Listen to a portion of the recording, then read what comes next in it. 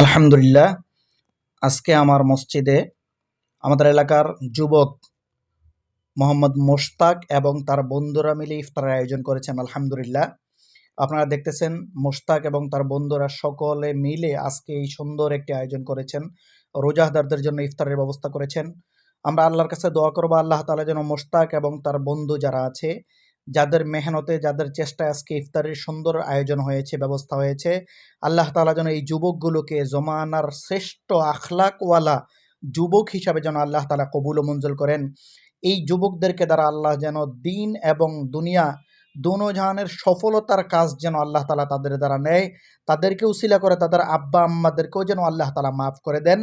এজন্য মেহরবানি করে আপনাদের কাছে আকুল আবেদন, মোশতাক এবং মোশতাকের বন্ধুরা যারা আজকে মসজিদে সুন্দরভাবে ইফতারের আয়োজন করেছে, তাদের জন্য দোয়া করবেন।